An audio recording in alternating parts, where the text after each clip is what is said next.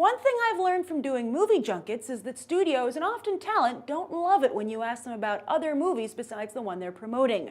But of course, sometimes viewers are more interested in those other movies, so it's a delicate dance between interviewer and interviewee. However, when a potential Star Wars headline is at stake, subtlety tends to go out the window. Thus, Paramount's frustration that when anyone and everyone is interviewing J.J. Abrams about Star Trek Into Darkness, the conversation inevitably turns to Star Wars Episode 7, probably sooner rather than later. So over the weekend, the studio and Abrams tried to address the issue directly with an article in the New York Times about how he's planning to balance the two. But instead, what we really got was a peek inside the disorganized mind of J.J. Abrams.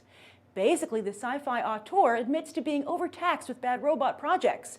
From the Star Trek and Mission Impossible franchises, MI5 was just greenlit, to their multiple TV shows.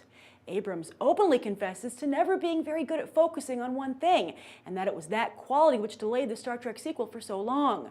Even his closest allies, like Svengali scripter Damon Lindelof, end up casting Abrams in a bad light when trying to defend him.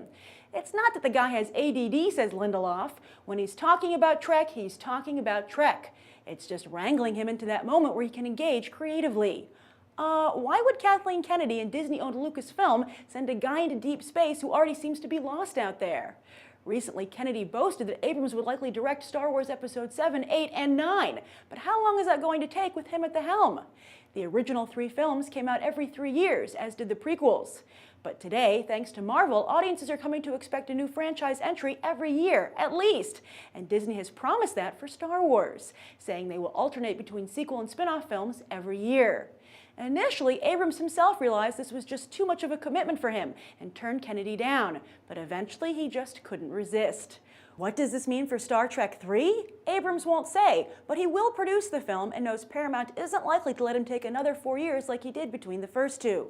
Still, he's not giving up on his chance to direct, even though it worked so well when he passed Mission Impossible Ghost Protocol onto Brad Bird. So do you think something as big as the Star Wars franchise should simply be on J.J. Abrams' plate?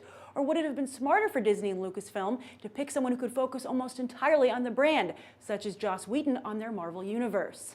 After all, and I know some of you will be upset with me for saying this, but look at how the Batman movies lost focus once Christopher Nolan turned his attention to other projects like Inception, a dream project for him in more ways than one, and now Interstellar, which is his brother Jonathan's dream project.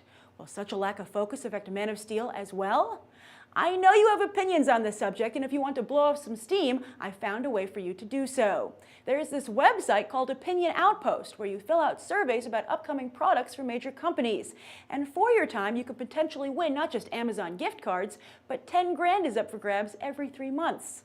So check it out via the link down below. It's free to sign up, and I've also included a link to that New York Times article.